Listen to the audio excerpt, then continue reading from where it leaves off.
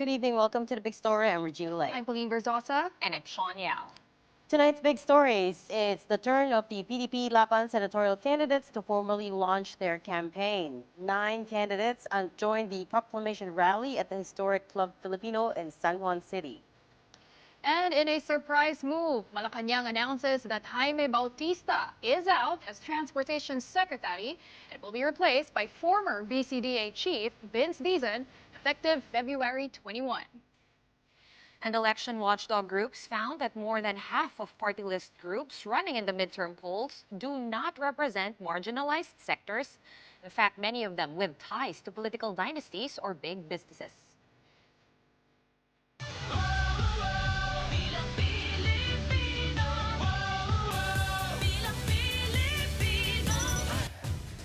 Former President Rodrigo Duterte's PDP Laban held its proclamation rally today, formally announcing its slate for the senatorial elections, a mix of old and new allies. Now, the party held their kickoff at the historic Club Filipino, where former President Corazon Aquino took her oath after former President Marcos Sr. was ousted by the EDSA revolution. But Vice President Sara Duterte was not there, as she is apparently currently in Japan for a family vacation. But those at the rally had plenty to say about President Bongbong Marcos's not-so-veiled criticisms against the Dutertes. Mobile journalist Merimon Reyes is at Club Filipino right now to give us a rundown of what happened today. Okay, Merimon is still trying to get online, but I heard and I saw outside right before we ran in here to air that apparently President Duterte, former President Duterte rather, has Turned finally, up. yeah, he finally Okay, turned just up. now. Oh, Just 8 now. o'clock. Because Chan was saying, oh, Duterte is there, but he's not, I can't see him yet on the screens. So, okay, now we have Merimon. Merimon, totoo ba ang nabalitaan namin na nandyan na si dating Pangulong Duterte, Digong Duterte?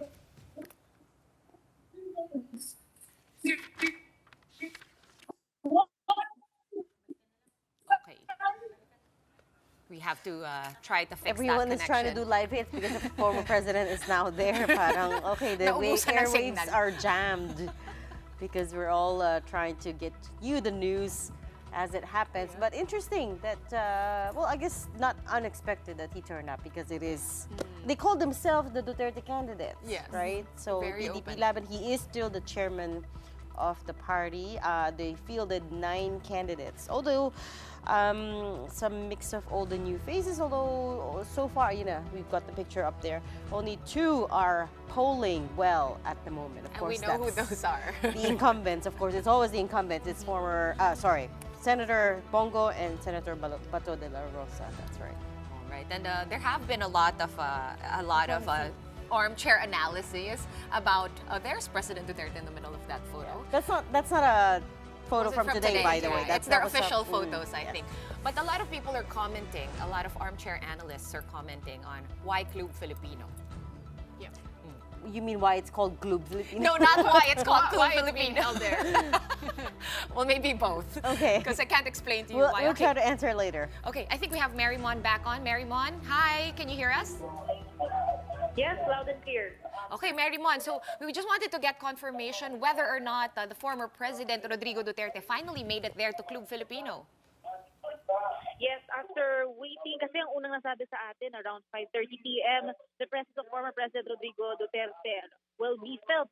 But it's only, it's only 8 p.m. already in the evening na humarap na dito itong si Duterte alongside Davao City Mayor Sebastian Baste Duterte and Senator Robin Padilla.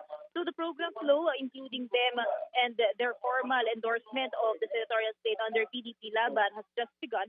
So aantabayan na natin kung ano ba yung ibang remarks pa. If mayroon ding clapback na sasabihin itong si Duterte base doon sa mga remarks na binitawan naman ni President Bongbong Marcos during the proclamation rally of Alyansa para sa Bagong Pilipinas last February 11. Pero so far sa kanina around 3 p.m. nagsimula naman na yung program proper and we heard yung platforms and programs na gusto nga itulungan itong kanilang senatorial slate. Common grounds nila, gusto nilang laban ng anti-corruption and graft, mag-establish ng mga establishments na magbibigay access para raw hindi lahat ng for example pagdating sa pag-access sa medical services, hospitals and health centers, hindi na raw kailangan dumayo pa sa Kamaynilaan ng mga nasa Visayas and Mindanao areas. isa rin sa nabanggit kanina doon sa recorded video ni KOJC leader Pastor Apollo Kibuloy ay yung kanyang kagustuhan na maibalik ang death penalty to fight corruption. Isa rin sa mga nabanggit, isa rin sa tumatak sa mga sinabi nila ay yung kanilang clapback tungkol naman doon sa remark na yung ilan daw sa mga kumakandidato base sa sinabi ni President Bongbong Marcos ay parang bumili lang daw ng suka. Yung ilan sa mga ito hindi qualified na tumakbo pero pinayagan na tumakbo. Pero ang sabi dito kanina ni Senator Bato de la Rosa, you can call them Team Suka. Di bali na raw na may asim sila o kaya suka sila basta raw wala silang toyo.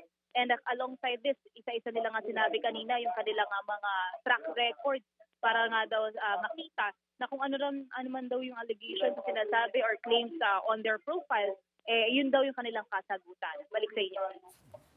Well, Marymon, ito nga yung tinatanong namin kanina, no? Would you know bakit sa Club Filipino dyan sa San Juan igananap yung proclamation rally nitong PDP Laban? Yes, base sa sources and kanina may mga nakausap tayo, meron kasing subtle anti-Marcos message na pwedeng makamacross dito sa pagpipili sa Club Filipino in San Juan. Kasi noong 1986, dito nga ginanap yung inauguration ni President Corazon Aquino so that yung kasagsagan yan ng People Power Revolution. So this has something to do tungkol sa pagpapatalsik kay dating Pangulong Ferdinand Marcos Sr. Pero noong tinanong natin to confirm kay Senator Bato de la Rosa kanina in an ambush interview, ang sabi niya, bahala na raw ang taong mag-interpret kung bakit dito nila isinagawa yung kanilang kick-off for their campaign. Okay, Marymon, are we expecting anything from former President Duterte? May schedule ba siya umakyat ng stage at magsalita? And malamang kung magsasalita siya, no, wala siyang prepared speech, hindi naman normally nagbabasa ang dating Pangulo. Meron bang sort of schedule na fix na aakyat talaga siya sa entablado? Supposedly, dapat kanina around 5 o'clock or 5:30 p.m.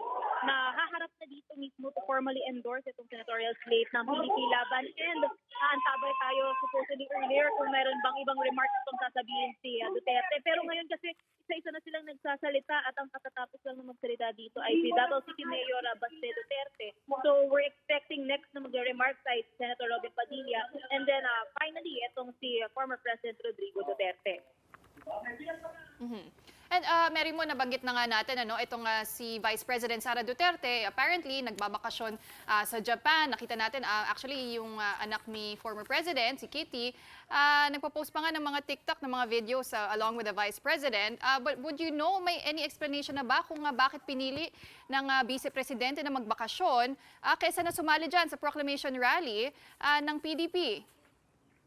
Unfortunately, yung physical presence ni VP Sara Duterte hindi natin naramdaman nor nakita dito mismo sa venue. Pero kanina lamang bago magkaroon ng meal break, nagbasa ngayon yung host and pinang-written na speech or message ni VP Sara Duterte. At nakalagay nga dito yung kanyang pagpapasalamat daw sa suporta ng mga tao sa PDP Laban at kanyang itinutulong o hinihikayat ng mga ito na suportahan ang lahat ng senatorial state. Pero nung inisa-isa natin yung mga pangalan doon sa mensahe, napansin lang din natin na hindi nakalagay yung pangalan ni Atty. Vic Rodriguez. Pero since wala dito si VP Sara Duterte, hindi pa natin nakukumpirma kung may error lang ba o sinadya ba na hindi binanggit yung pangalan ni Rodriguez doon sa kanyang mensahe. You're right, Marymon. I read somewhere that si VP Sara Duterte has already endorsed the PDP Laban candidates. No, instead of that was a question for a long time kasi whether she was going to endorse anyone in the midterms. And instead of endorse, actually I don't even know if may walang national candidates yung hugpong, no. But in any case, do we still have Marymon on the line? Yes, she's still there. I think we've got the live feed instead right now. Let's go to the live feed first. Listen to the, this is the PDP Laban Proclamation Rally in Club Filipino San Juan. Dapat tayo ay buhay na buhay. Hindi po tayo pwedeng magkamali dahil kasama natin ang pinakamamahal na Pangulo ng buong bansa. Kaya po sana, bilang napatunayan na po ng ating Pangulo at minamahal na Pangulong Rodrigo Roa Duterte ang kanilang kagalingan sa executive. Ang hinihingi ko naman po sana sa inyo ay ipaglaban naman po natin itong mga tatakbong mambabatas. Hindi po kasi pwedeng magkaroon ng tagumpay kung ako lang ang nasa Senado, kung si Bato lang ang nasa Senado, o kung si Bongo lang ang nasa Senado. Tatlo lang po kami. Kulang po kami. Kailangan po dumami ang PDP laban sa Senado upang ang boses at yung aksyon po namin na hinihingi po ninyo ay maibigay namin.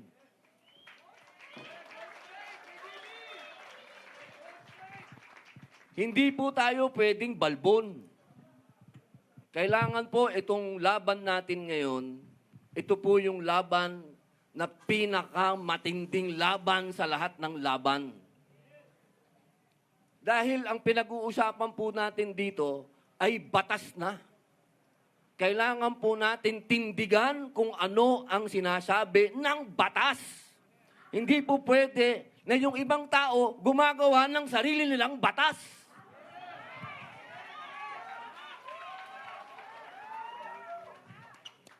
Mga mahal kong kababayan, napakalalayo po ng pinanggalingan. One thing he said caught my ear. He said, we need more PDP members in Senate. That is for sure. Their numbers are very low at the moment. As you can see, they didn't even have a full senatorial slate. 9 only. And in fact, trivia, si Baste was the first one who spoke, but actually he only joined PDP Laban September of last year. Before then, he was with Hugbong ng Pagbabago, which is of course his sister's party. He only joined in September 2024 and took his oath as Executive Vice President of PDP Laban. So yun nga, it was around that time, you remember when they were trying to corral more members into the party. And so the criticism back then was that wala sila mahanap na kandidato, right? They couldn't even field the full slate. And remember, even before that, that was September, even before that, no, Sara had dropped in an ambush interview na baka tatlong Duterte tumakbo para sa Senado. Did you remember that soundbite? And that went viral because the idea of it, right? I mean, it was a possibility back then, but the idea of it shocked a lot of people, I think. We're going to try to circle back to this event once former President Duterte gets up on stage. But for now, we'll let Mary Mon, I think we still have Mary Mon on the line. Not sure, but we'll let her go. Thank you so much for your live report. That was Mobile Journal Mary Mon Reyes reporting live from Club Filipino in San Juan City for the PDP Laban proclamation rally.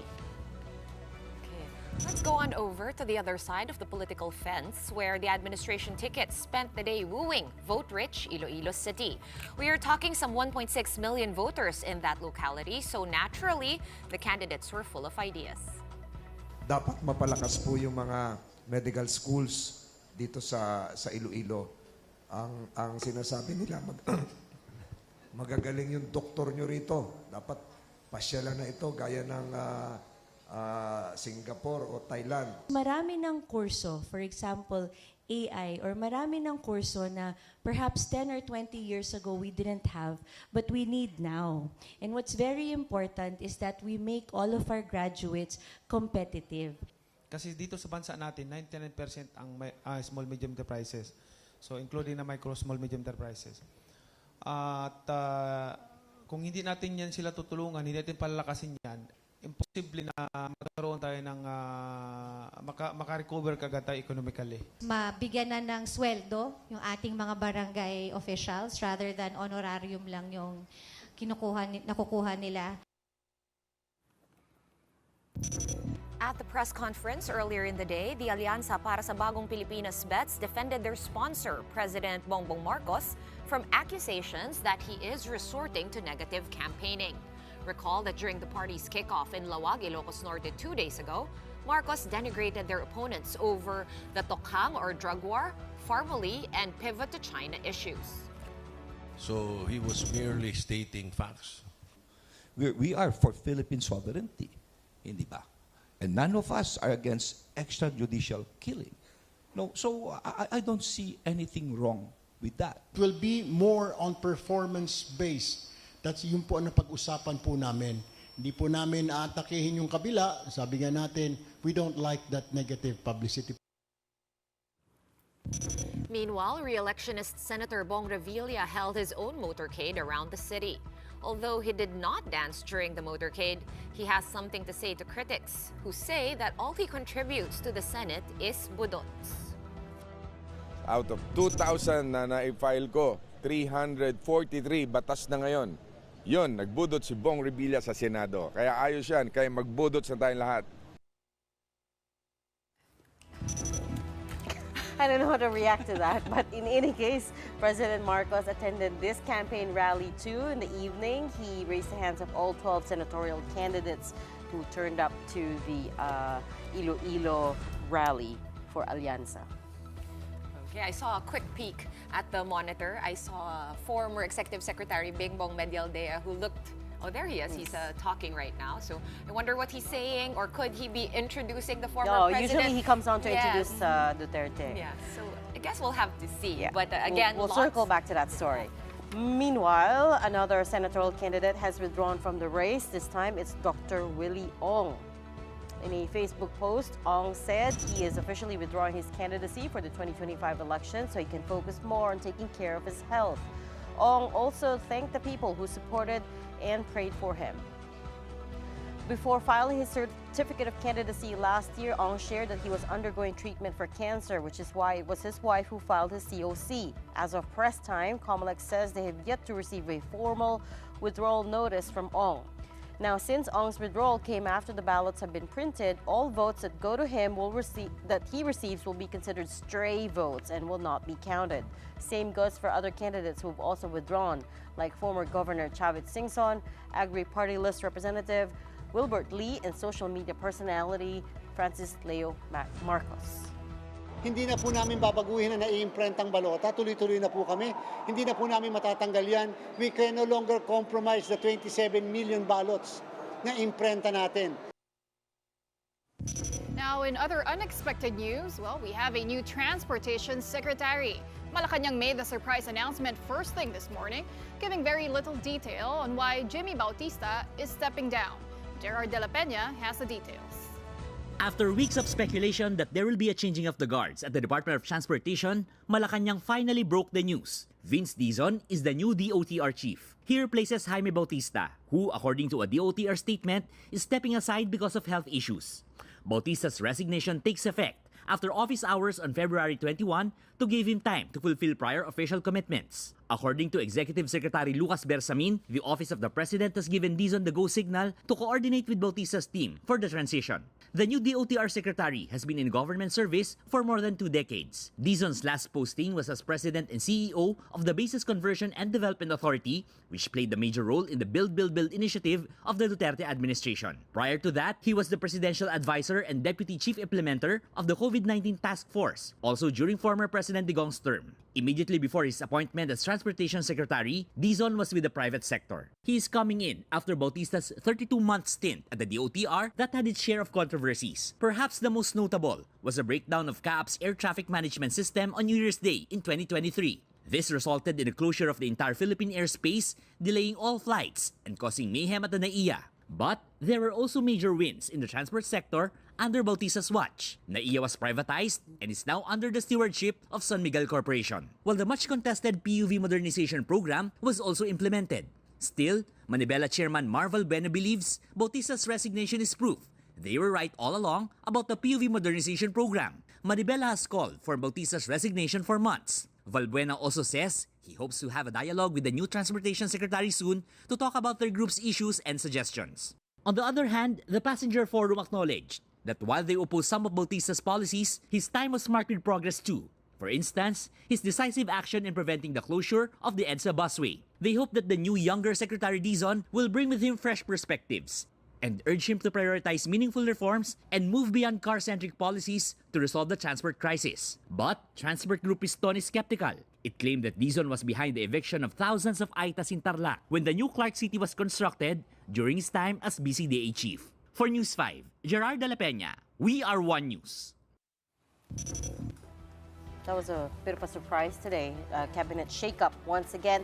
But we've just gotten word that former President Duterte is now taking the stage at the Club Filipino proclamation rally for PDP Laban senatorial candidates. Let's listen in. I would like to I do not want to criticize anybody.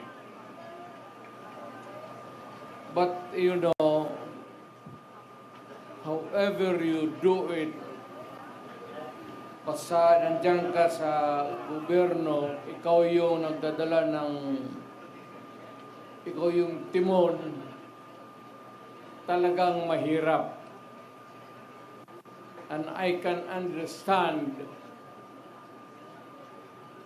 kung yung mga issue hindi ka agad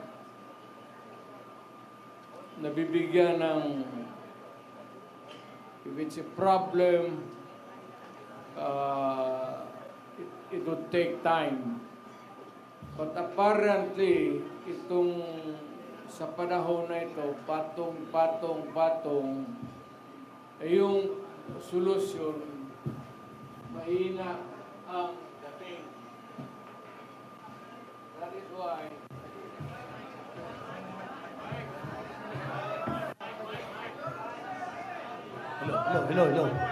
Hello. Excuse me.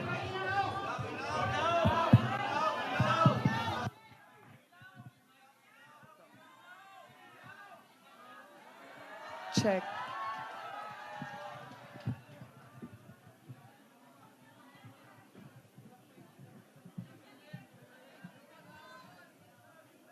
Well, alam natin yung issues. Hindi na natin pag-usapan dyan kasi lumalalim ang gabi. Alam ko kanina pa kayo. Basta dito, ang gusto atang plataforma na sasabihin. Gusto mas malakas.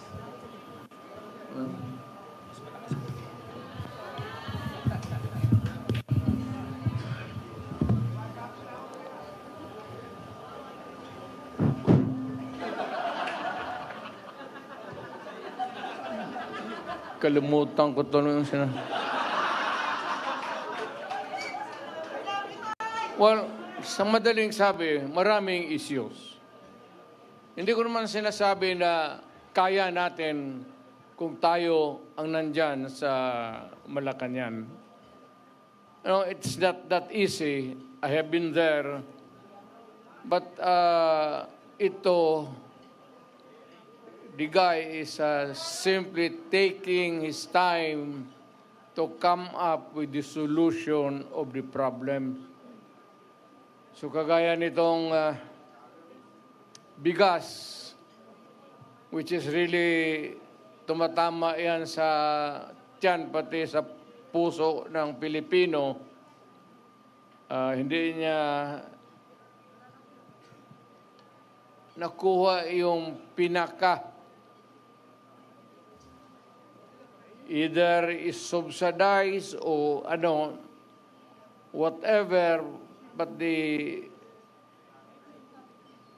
goes on up and nahihirapan po ang Pilipino to cope up. Bukang hindi niya kaya na habulin yung presyo. Yan na lang sa pagkain. Huwag na yung iba. Pwede na natin yung graft and corruption. Nandyan yan eh. Baski anong klaseng administrasyon. Pero yung immediate, urgent need to solve is really itong presyo or the price of rice. Kailangan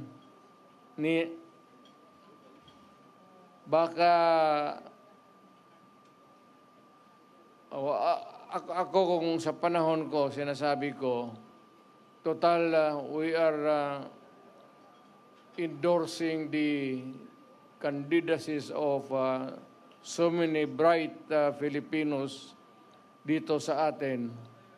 Baka not the magic one, but makuha nila kung paano talaga bigyan ng solusyon. It's either you import and go down or whatever, but sad to say, the Philippines is agricultural-based ang country natin. Ang ekonomiya natin is agriculture. Ang problema, yung pagkain mismo, hirap tayo. Well, of course, yung mga dumadating na typhoons could be one of the factors that can be, palagay na natin, hirap tayo maghabol. Alam mo, pag nasa gobyerno ka, ikaw yung nagdadala, you cannot give promises. Panay na lang ang pangako mo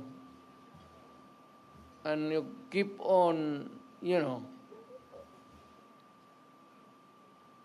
promising people for so many things, pero itong pagkain talagang unahin nila. Pinaka-basic talaga. Medyo hirap sila. Aywan ko kung bakit. Ngayon, kung yung presyo ng bigas, yung presyo ng pagkain para sa Pilipino mas bababa ngayon,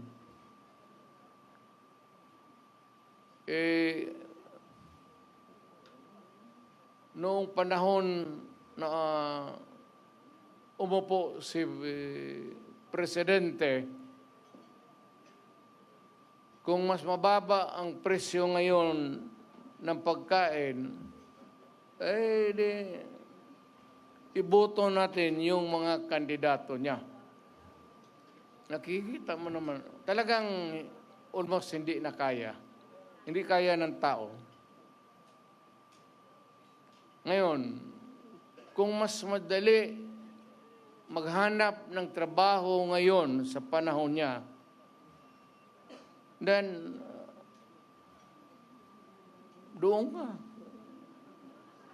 sa kanya, doon sa administrasyon. Kung sa panahon na ito, kung pante ka na maglakad, na walang takot, nakakapagpasyal ka, baski saan, wag mo nang bitawan si Marcos. Piliin mo na yung kandidato niya.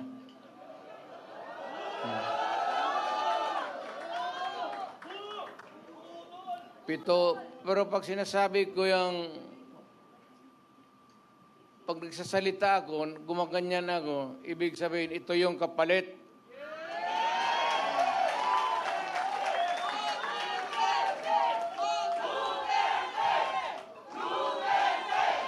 If it's easier for you to find employment or jobs now than before, then go for Marcos.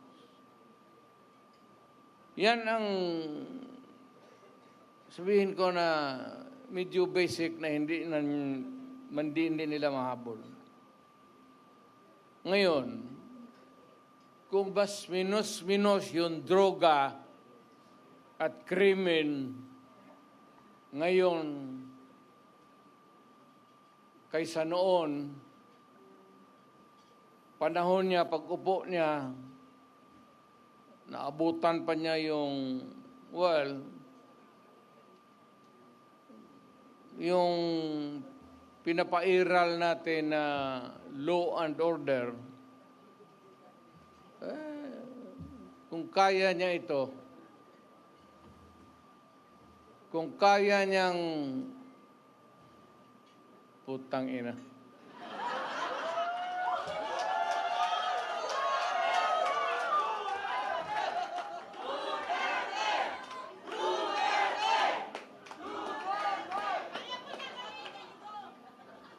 Alam mo, kung ako ang durugista,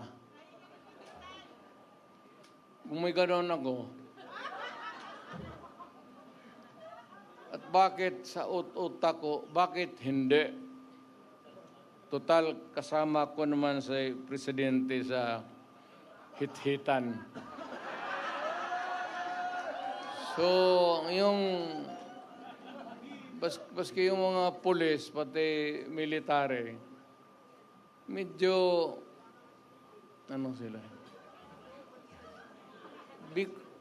Because of the incongruity. Hindi magkasya eh. Meron isang presidente na talagang bangag.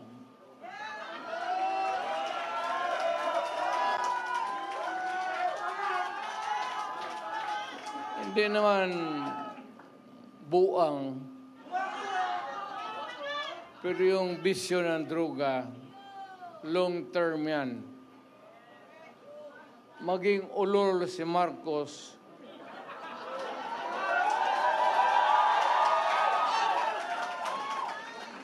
kung maybe constant use of heroin, aabot pa siguro siya ng 80. Pero pagdating sa panahon na yan, hindi na siya gumagalaw. Either nakatindig lang yan sa kwarto niya o natutulog. Ganito na lang.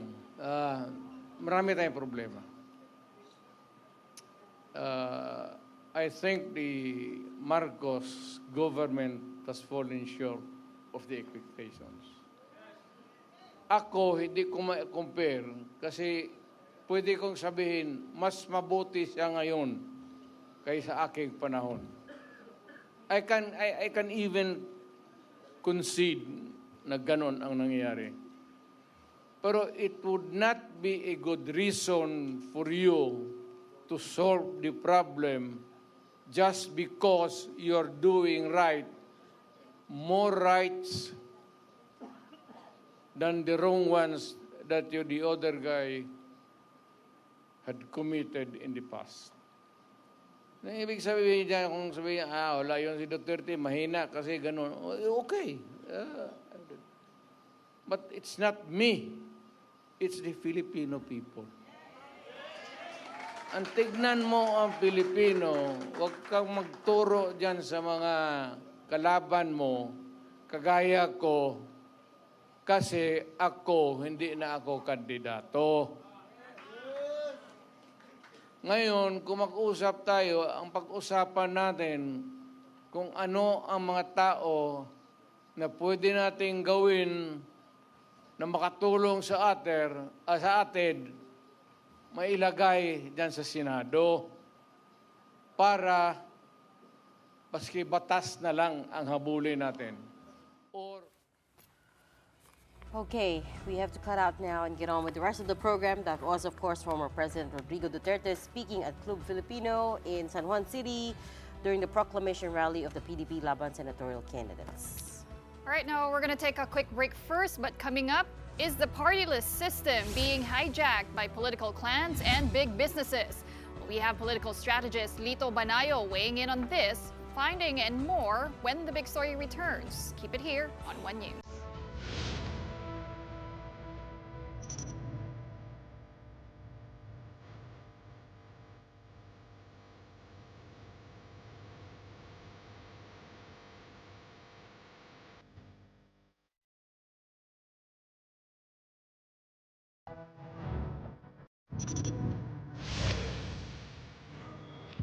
Welcome back. There are still on Big Story on One News. More than half of the 156 partyless groups vying for seats in the 20th Congress had ties to political clans, big businesses, the police, and military, or have dubious advocacies. That's according to Contradaya, Center for People Empowerment and Governance, or CENFEG, and Vote Report PH. Convener Danilo Araw said 86, or just a little over 55%, of the 156 do not represent the marginalized and underrepresented sectors. Now that's actually lower than in 2022 when they tracked that up to 70% of those running were just hijacking the party list system. Still, Aro says that's no reason to celebrate. Number one, it means that our calling out certain interest groups is working in the sense that we've discouraged some of the rich and powerful in doing their dastardly act. Although you can counter-argue that they will lord over district representation instead of party list representation. So that's why we're not too happy or we're not too giddy about the fact that there are fewer party list groups that have been flagged. So it is more that particular nuance where the numbers wouldn't really matter because whether it's 55%, 70%, 80%, or 90%, it's still a sizable number. So that's how we try to perceive it. That's how we try to look at the information that we're able to gather. Now, of the 86 party-list groups flagged, 40 were linked to political dynasties. These include 4Ps, which is tied to Minority Leader Marcelino Libanan's children, FPJ Panday Bayanihan, which Senator Grace Poe's husband and son belong to. Also AXIS, which are Senator Raffy Tulfo's wife and in-laws. Also Tingog Sinirangan, which is comprised of House Speaker Martin Romualdez's wife and son.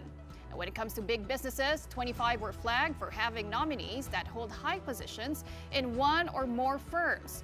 The election watchdogs also said at least 7 party-list groups have nominees facing graft, plunder, or corruption cases.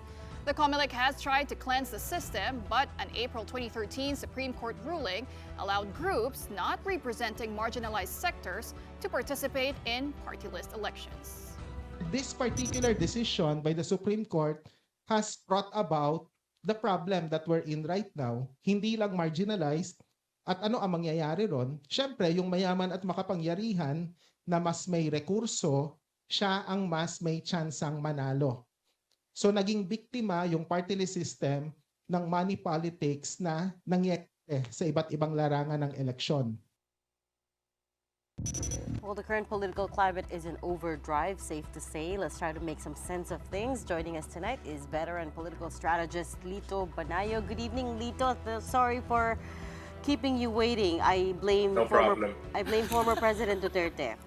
Thank you, ladies, for inviting me, and good evening. I wanted to talk to you initially about the party list system supposedly being hijacked, according to Contra Daya, but then Duterte, of course, came on stage during the proclamation rally for PDP Laban, and I wanted you first to weigh in on that. So initially, he started off very civil, very formal, talking about how the current administration has not been able to come up with solutions, especially when it comes to the price of rice. And then at some point, parang all hell broke loose. Parang he dropped the act and then began hitting President Marcos again about his supposed heroin. Cocaine. Well, he said heroin, Duterte said heroin. Attacked the previous administration over the drug use, alleged drug use. So here we are. Everybody keeps saying we don't want negative campaigning, and yet it has devolved to this. What did you make of it?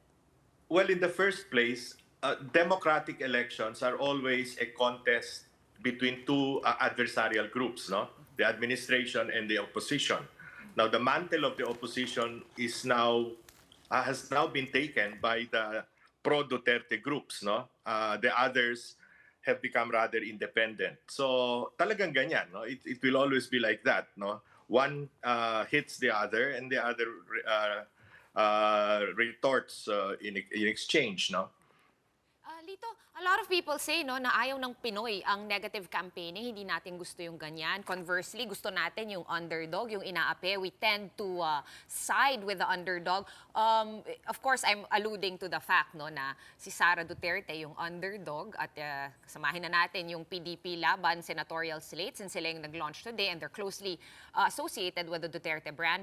How do you think this will all play out? Meron bang silver lining kung part ka ng PDP Laban, kung ikaw si Sara Duterte, pwede mo bang gamitin yung kinagisnan nating mga Pilipino, yung ugali natin, yung kultura natin, to kind of turn it into a win or to turn things around?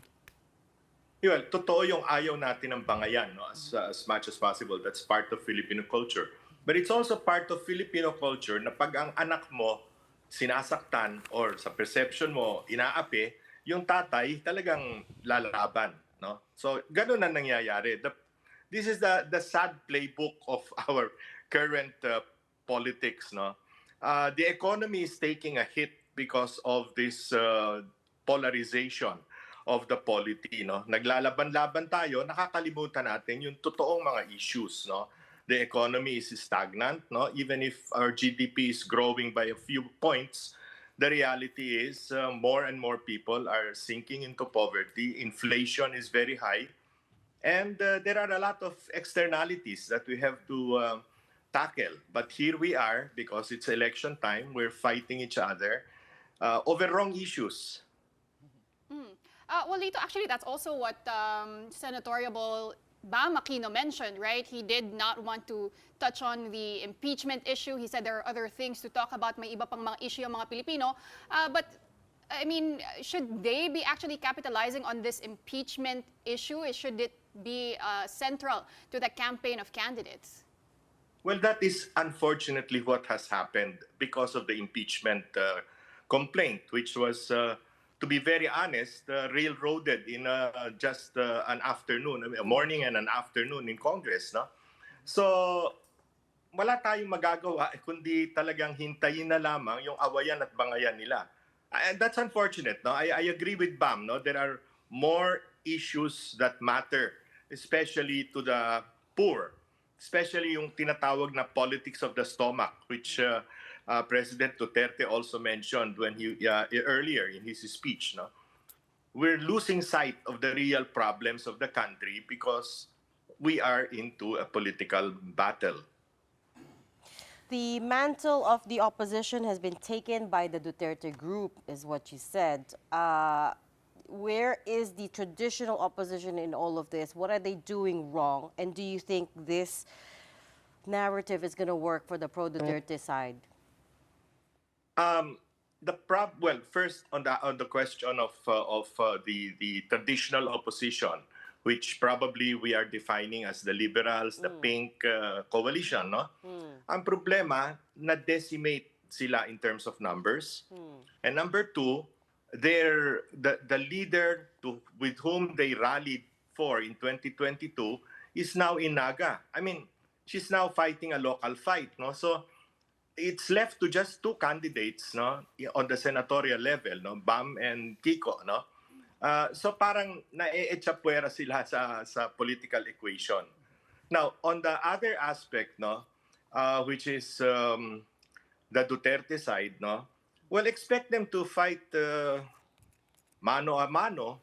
The problem, however, is many of the candidates of the PDP Laban have very low awareness.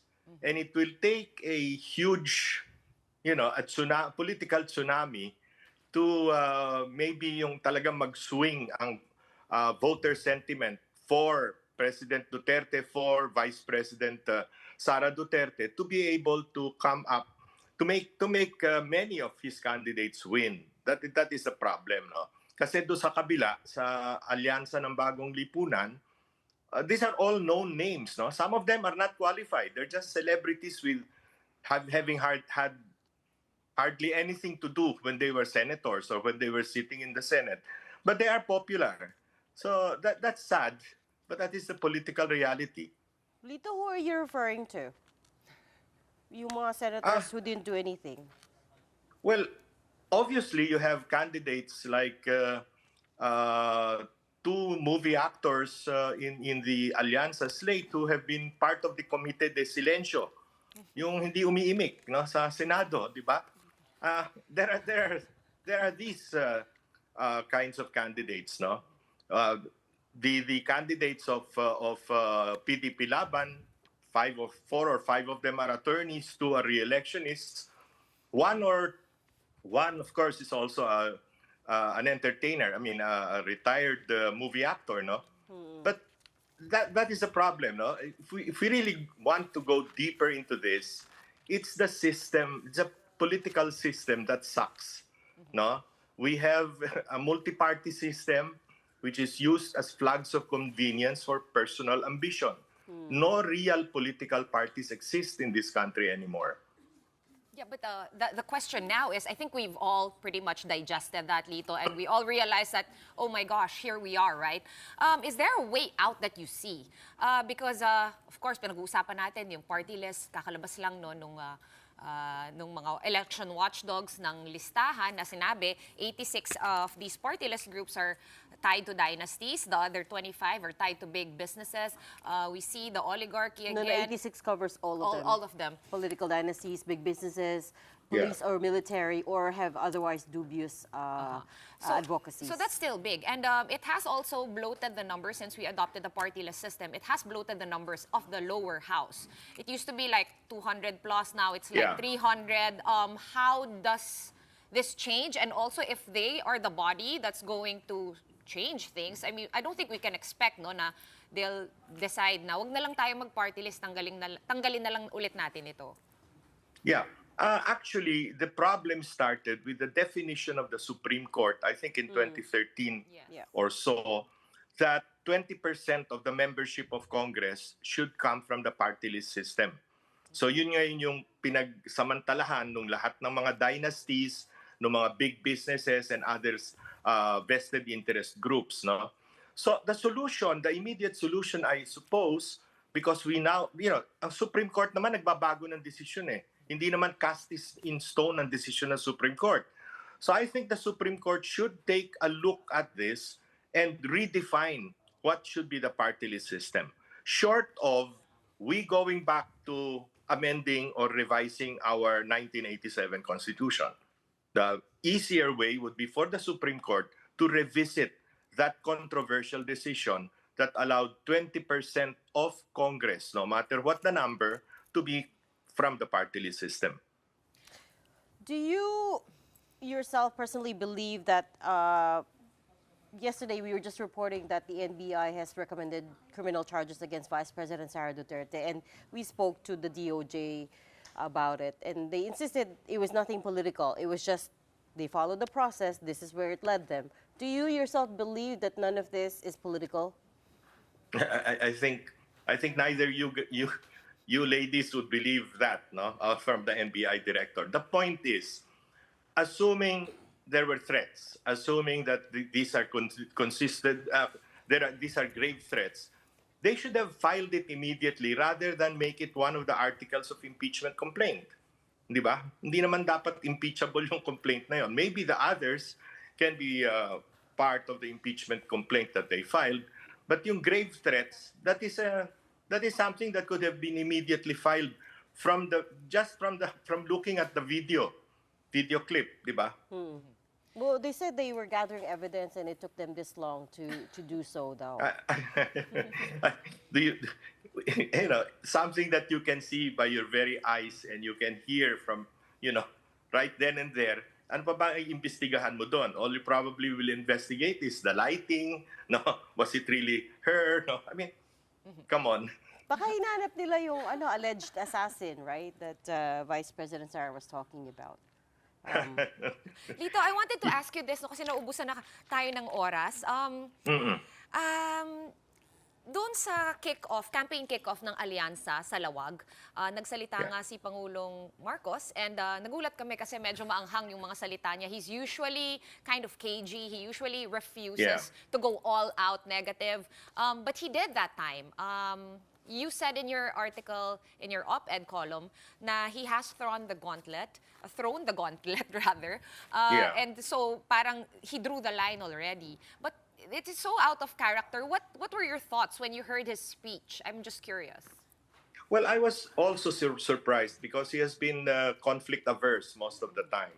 But then again, you have to consider the fact that the impeachment complaint signed by 215 members of Congress would not have prospered if he did not give the go signal.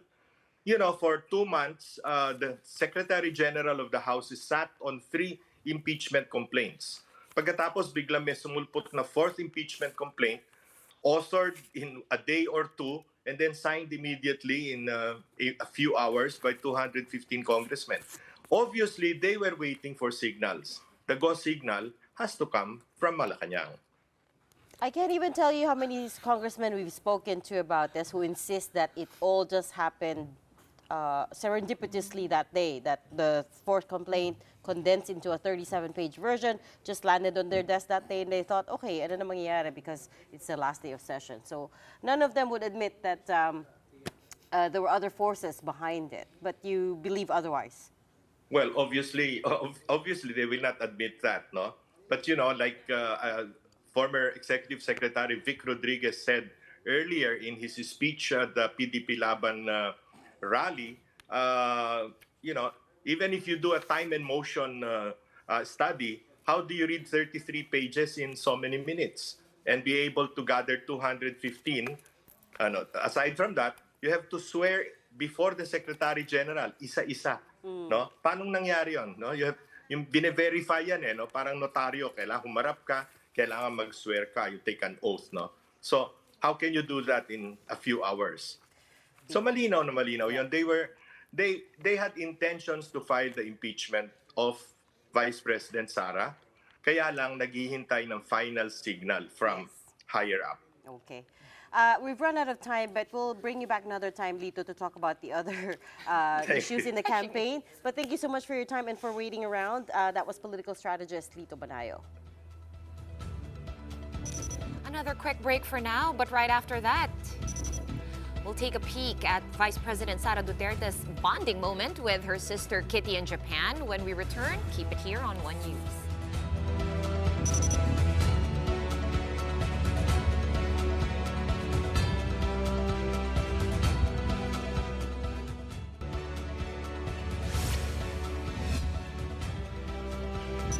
Thanks for sticking around with us here on The Big Story.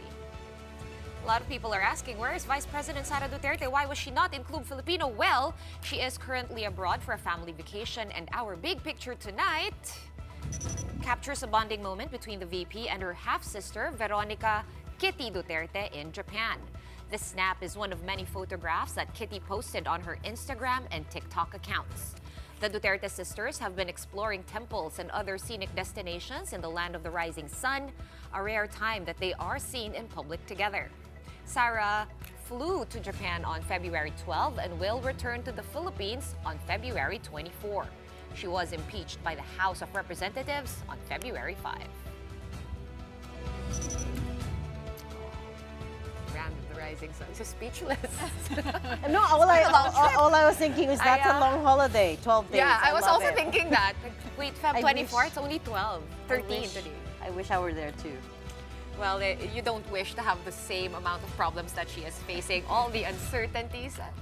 Why not have a last vacation? All right, that's it for tonight. The guys over there are already waiting.